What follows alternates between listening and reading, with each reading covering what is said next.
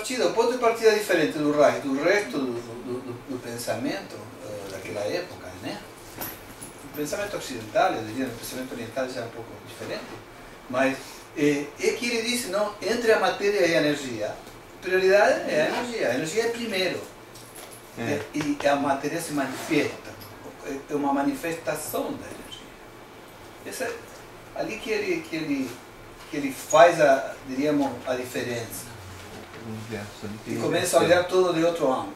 E ele diz assim, no mundo, o pensamento é dominado por dois movimentos básicos. O materialismo, que nós sabemos, né? Sim. O que é, né? E o misticismo. E perante esses dois gigantes que aprisionam a mente humana, né? O ponto de vista dele, que é o ponto de vista de que a energia é primeiro e é o essencial, e a matéria é a manifestação dessa energia. Então, ele diz que ele vai ter uma batalha muito grande para livrar. E de alguma forma, se vocês olham o mundo de hoje, vocês veem os grandes inimigos que estão enfrentados hoje são representantes específicos dessas duas correntes. Podemos dizer que os Estados Unidos representam o materialismo, né? Como princípio de prioridade da vida, e, por exemplo, os árabes, Dubai, né? Não tem loucura, né? Representariam justamente o outro ponto de vista. A vida não vale nada, eu coloco uma bomba e pronto, acabou. Então é completamente inverso. O que importa é o que está além. O que vai acontecer comigo quando eu morrer desta forma, então, etc, etc. A vida não vale em si pelo que está aqui. Vale pelo que será em outra esfera. Isso é misticismo científico. Né? Vocês sabem que na época do Reich todo mundo queria ser científico. Né? Marx achava que a teoria dele era científica e ser científico era o máximo, né, que você podia conseguir, porque de alguma forma se pensava que o pensamento era capaz de aprisionar a realidade, de escrevê-la de uma forma que pudesse fechar os acontecimentos. Isso hoje em dia nós já não vemos mais as coisas dessa forma, né? Nem hoje isso seria muito popular. Mas digo que hoje em dia já se aceita, pelo menos, que a ciência não dá conta de tudo. Ou que essa ciência vai ter que mudar muito os seus conceitos básicos para abranger uma quantidade de fenômenos que não são predeterminados, nem previsíveis, nem iguais. Hoje se aceita que... Tudo bem? Que não existe nada igual, que tudo é diferente, que a individualidade é a manifestação da riqueza de possibilidades. Não é? Parece que existe um sistema mais aberto, podendo conseguir. Hoje nós podemos entender que numa situação, quantos mais pontos de vista, melhor, porque somos mais ricos. Isso antigamente não era muito assim. Sempre tinha que haver um pensamento que predominasse. Isso pertence a um momento. O Reich postula que não, que as emoções são parte desse funcionamento energético e vai investigá-las. Esse é o ponto de partida dele. E ele diz que a emoção é a energia se movendo, por definição. E vocês sabem que isso é assim. Quando você tem uma emoção, algo se move dentro de nós. Se não se move, a gente não se emociona. Não é?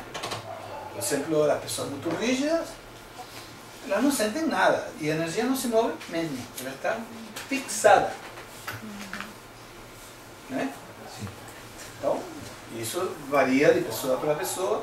O que nós vamos ver no curso é como é que essa construção em cada pessoa se faz de uma maneira ou de outra, de acordo às circunstâncias. Uma pessoa pensa, depende de como a sua energia funciona. Tanto que ele depois vai, né, quando escreve análise do caráter, tudo, ele vai descobrir que com determinados tipos de funcionamento energético e corporal, a pessoa costuma pensar de determinada forma. E aí ele pode descrever, a partir de como as pessoas se apresentam, se expressam e pensam, o tipo de estrutura que de alguma maneira corresponde a isso. Lógico que também, naquela época, o pensamento tendia a construir estrutura e a de alguma forma fechar conceitos e tudo isso. Hoje em dia isso também nós temos que olhar para isso com uma certa relatividade, mas um pouco naquela época era assim que se fazia, porque tudo tinha que ser científico. Se não era científico era desprezado, né? E científico implicava que poderia ser reproduzível, né? Agora é óbvio que se não tem uma digital igual a outra, não vai ter um ser humano igual a outro. Então toda classificação é de alguma maneira uma forçação de barra. Esse detalhe, quando veamos de como em cada segmento corporal a energia se manifiesta de uma determinada forma, e isso em geral está de acordo com a forma dos pensamentos da pessoa. Então esses movimentos, esse trabalho corporal vai também modificar o pensamento. Exatamente. É nisso que se baseia a possibilidade terapêutica. A possibilidade terapêutica significa que se nós podemos mudar esse funcionamento da energia, nós podemos fazer que a pessoa mude seu ponto de vista. Esse método não serve. Como todos os métodos servem para algumas pessoas. Para outras pessoas você tem que ter outros métodos. Porque todas as pessoas são diferentes. E como justamente cada funcionamento energético e cada forma de pensar se corresponde, você tem que ter ferramentas para trabalhar cada tipo diferente. Essa é a questão. Para alguns a racionalidade é muito importante. Por isso que existem vários métodos, né, de terapia, porque pode-se dizer que só um é o melhor. Claro, por isso que você não pode desprezar nenhum método. Porque cada método pode ser bom em determinadas circunstâncias. Olhar para o entrelaçamento significa o seguinte: se você olha para um objeto, por exemplo, isso que eu estava escrevendo, né? Você olha para uma célula e fica só olhando para ela, né? E depois você olha para essa, depois você olha para essa, e não vê o que acontece entre elas, você perde o principal. Isso que ele diz. Que para você poder compreender o mundo como algo que funciona, você tem que ver o movimento e as interrelações. Por exemplo, hoje em dia quando a gente trabalha com grupo, por exemplo, eu trabalho com grupo, eu olho não só o que a pessoa diz, sino eu olho o que acontece entre as pessoas e o que acontece como um fenômeno global entre todos os que estamos ali. E essa é a leitura principal, porque essa é a forma como você tem acesso ao que a gente chama de campo. Senão se você olha só para o objeto, então você perde, né? Se olhar para a árvore, você perde o bosque, né? Então é um pouco isso que a gente está dizendo, né? Você tem que observar a mudança, o que muda. Por exemplo, nesse trabalho que eu faço no grupo da formação, a gente analisa um problema cotidiano, por exemplo, que uma pessoa traz e tal, fazemos umas rodadas e umas coisas e tal, aí a gente espera para o mês seguinte ver o que aconteceu. E a gente observa os movimentos que houve, né? E pode correlacionar isso com fenômenos que dizem em relação ao que aconteceu no próprio grupo, né? Eu não entendi, assim, tá num grupo, aí a pessoa coloca uma questão. E aí, mês seguinte, a gente avalia o que acontece no grupo, a relação que tem com o que acontece com o indivíduo. Vou te dar um exemplo, porque senão fica meio escuro, né? Por exemplo, uma vez, por exemplo, uma pessoa trouxe uma situação de um aborto, por exemplo. Então, logicamente, essa questão, primeiro, é uma questão profunda, né? E já nesse primeiro encontro do grupo, as pessoas foram falando com a forma que a gente trabalha, que cada um fala de si, não fala do que o outro fala. Enfim, tem algumas regras, né, para que isso funcione. E de alguma maneira, logicamente, muitas pessoas tinham vínculos com este assunto.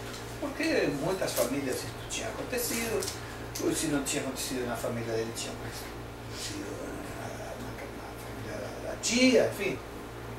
Muitas pessoas trouxeram relatos e coisas e tal. Muitas pessoas tinham pacientes que tinham este problema. E também as coisas foram faladas. Então, ali se produz um campo com relação a esse tema. Então o que faz? No encontro seguinte a gente observa o que aconteceu com essas situações. Mas que a gente tem possibilidade de observar, né? E você vê que muitas coisas mudavam. Se produziam fenômenos. Por exemplo, uma mãe que nunca tinha falado para ele que tinha feito um aborto, de pronto vinha e falava. E outra pessoa que tinha tido um aborto e sempre ficou, que, sei lá, queria tratar isso, sei lá, com sua religião, e ia lá para a igreja e falava com o padre. Estou dando assim exemplo, né? Se produzia uma quantidade de movimentos. Nas próprias pessoas do grupo com relação a esse assunto, nos pacientes das pessoas com relação a esse assunto, por exemplo, uma quantidade de pacientes nesse mês falaram disso sem que ninguém tivesse perguntado nada. Então, você vê que isso é um fenômeno energético, é um fenômeno de campo, é um fenômeno de ressonância, de vibração, que não obedece às leis do causa e efeito, assim de uma maneira simples. E que são, portanto, fenômenos que nós precisamos investigar para saber como funciona. Até um certo ponto, porque tem um certo ponto que nós não vamos saber nunca. Porque também, o dia que a gente perder o desconhecido, a vida vai perder a graça, né? Então, mas nessa fronteira, algo nós podemos saber, ou podemos praticar, e tornar-nos mais ricos, né? E você vai ver, por exemplo, hoje em dia, se você trata um assunto com uma pessoa, de pronto, quando a pessoa já vai para o assunto já mudou. Não é igual. Eu já cansei de ver isso. A gente vê isso todo dia. Então a pessoa disse assim, não sei o que aconteceu. Eu falei, também não sei, mas mudou, tá bom, ok. Né? Porque senão nós queremos ser científicos, né? E encontrar como foi que isto aconteceu, para poder destrinchá-lo e termos o poder de controlar a vida. Isso não funciona. Isso é arrogância. Nós temos a tendência de querer aprisionar as coisas. Então, se aconteceu algo e mudou e a pessoa ficou melhor, nós queremos saber por quê. Bom, às vezes é relevante, às vezes realmente não é relevante. E é melhor deixar. Total. O que nós queríamos era que mudasse. Não? Ou seja, Ray dizia assim, quando você vai trabalhar os bloqueios energéticos de uma pessoa, o que vai acontecer? Não nos interessa. Nós sabemos que, na medida que a energia se liberta, ela vai em direção à vida e à criatividade, e à sexualidade, e para a pessoa ficar melhor. Mas não tem um lugar onde se chega, e onde todo mundo chega igual. Isso não existe. Então, nós não temos um objetivo. A pessoa tem que chegar a tal. Ou não. Estou chegando lá. Por que nós não vemos o mundo assim? Porque, justamente, essa é a nossa coraça. Porque como poderíamos viver todo o tempo pensando que nada é fixo, que tudo é impermanente, como dizem os orientais, né? Tudo é impermanente realmente, todo o tempo, nada. Eu mesmo não sou mais o mesmo. Eu não sou o Pablo que era antes. Não sou mesmo, não resta uma célula de mim. Diz, acho que de 7 em 7 anos não resta nenhuma célula. Igual. Sin embargo, eu tenho a ideia de que eu sou o mesmo. Que os outros são os mesmos, minha mãe é a mesma, vocês são os mesmos. As coisas são as mesmas, o mundo é o mesmo. Isso não é real. Isso é uma ficção. Mas nós estamos sentados nessa ficção. Por quê? Porque se você realmente sente essa sensação de que nada é em si concreto, que tudo está sendo e se desfazendo ao mesmo tempo, e que estamos morrendo a cada segundo, como aguentamos? Nós temos que cuidar dos nossos pacientes. É lógico que isto corresponde não só a um desenvolvimento da profundidade do conhecimento, sino também ao tipo de patologia que ha ido evoluindo daquela época para agora. Na época do Reich as pessoas eram mais rígidas. Por quê? Bom, porque o mundo era muito diferente, né? Então a pessoa tinha coraças rígidas. Eram pessoas endurecidas. Então a terapia muitas vezes consistia em você descascar essas coraças, afrouxar essas coraças.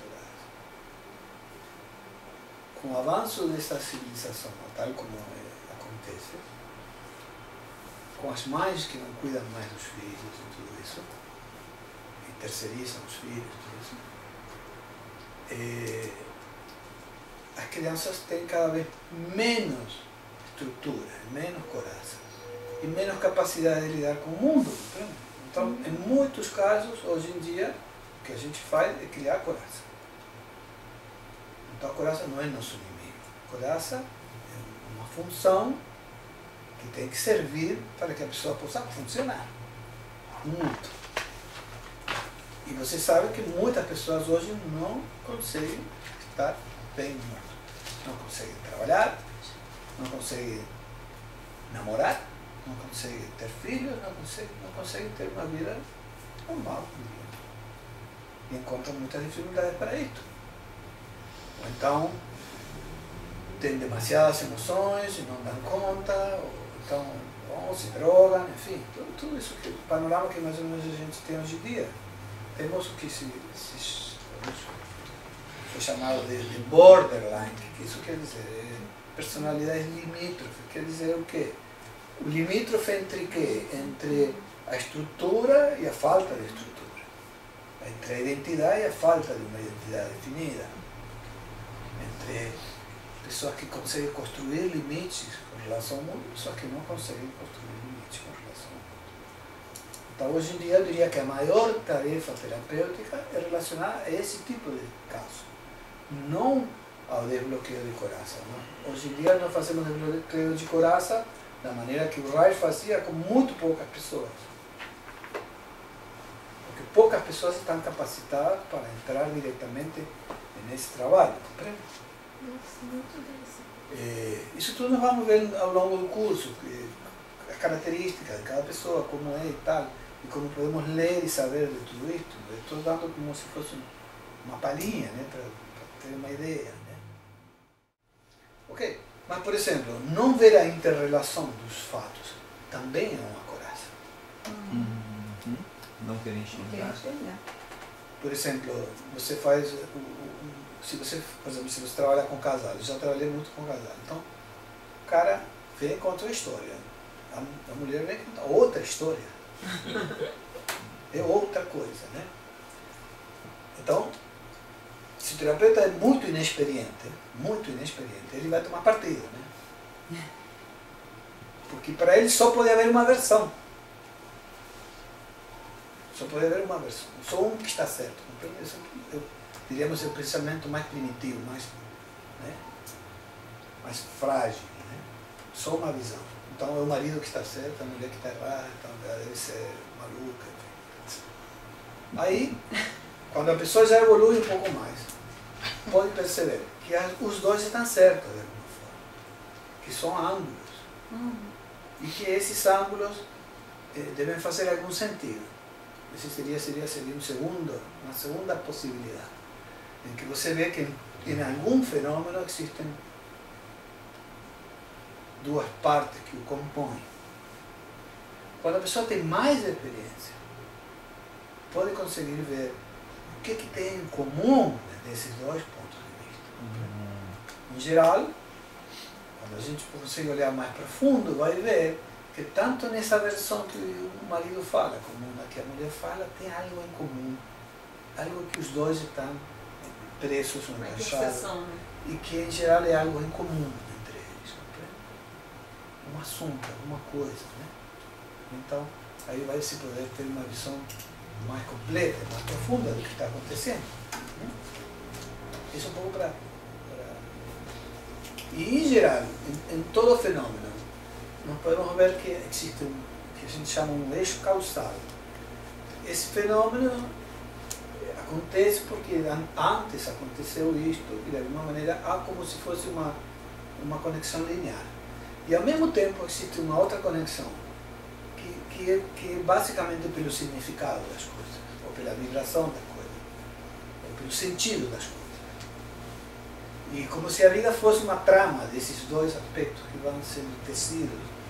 E em todas as circunstâncias da nossa vida temos uma linha causal e uma linha de significado, que nos liga a outros significados similares. Isso é o que a gente chama também efeito de campo. O efeito de campo está mais ligado a esses efeitos, a essa ressonância de significados. Nesse sentido, eu acho que dá para, pelo menos para mim, para entender um pouco mais a questão da ancestralidade. Que eu venho num determinado, uma história, e algo acontece, e é justamente isso que traz para mim essa ampliação. Mesmo nessa linha. Sei lá, meu pai foi assim, minha mãe foi assim, meu avô foi assim, meu tataravô foi assim. Então, eu acho que ali tem uma linha. E ao mesmo tempo, você vê, eu posso sentir o que meu bisavô sentia. Às vezes com as mesmas palavras. Isso é ressonância. Tem uma linearidade. O que esta lei dos fractais nos diz com relação ao nosso trabalho terapêutico, por exemplo? Tem um psicanalista que se chama Levinson, que ele diz assim: em cada minuto da minha interação com o paciente está inscrita a estrutura da minha relação com ele para sempre.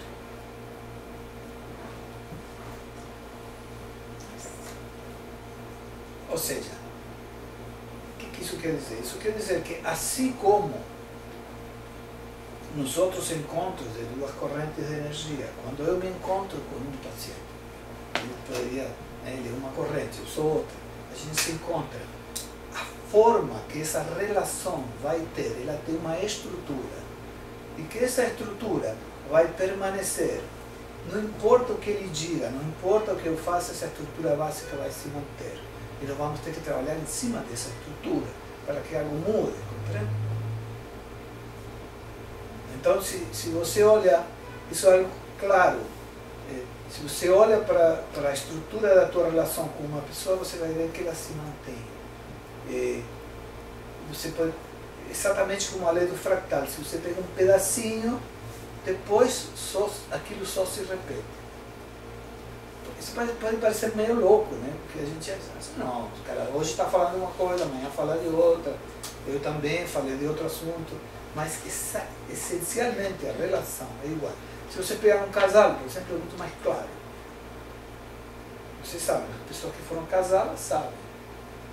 Com o marido ou com a mulher é sempre a mesma história.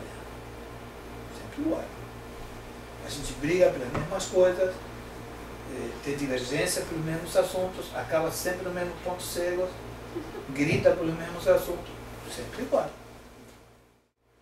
Mas enquanto não vai adiante, repete. Então a forma, tanto as formas no mundo da forma, como as nossas formas na relação, a relação torna uma forma, né? Elas se repetem. Um casal, por exemplo, se repete. Se fica muito ruim, vai fazer terapia de casal. Para quê? Para de alguma maneira abrir alguma brecha nessa forma que se repete e encontrar alguma outra opção, alguma outra, para volver a mover-se, para que as coisas possam mover-se outra vez. O casamento é o caso mais claro. Mais drástico. O problema é o paradoxo do casal, né? Que o homem, quando casa, espera que a mulher nunca mude. E a mulher, quando casa, espera que o cara mude. Inclusive, ela diz, não, pode deixar comigo que quando eu casar eu mudo ele. Essa é a fórmula para não dar certo. Eu sempre digo para minha filha, uma já casou, né? Você tem que aceitar o cara como é. Não existe. Nenhuma aceita. Ah, não, mas... Eu mudo ele, deixa pra não. mim. Aí depois que muda, você fala, não era bem isso que eu queria, né? Você quer? Exatamente porque existe esse paradoxo. Por exemplo, a repetição na sessão terapêutica, assim como a repetição na família, tem um lado bom, porque nos tranquiliza, somos todos iguais, somos sempre os mesmos, não temos muitos riscos, compreende? O paciente já chega sabendo que como que você vai fazer, e você já sabe como é que ele vai fazer, então está tudo tranquilo, não há desconhecido, não há medo, não há angústia orgástica, não há nada disso, compreende? Não há nenhum temor, na medida que tudo se torna conhecido. E também com minha mulher é igual, eu é igual a ela também. Que função é esta que nós chamamos de genitalidade?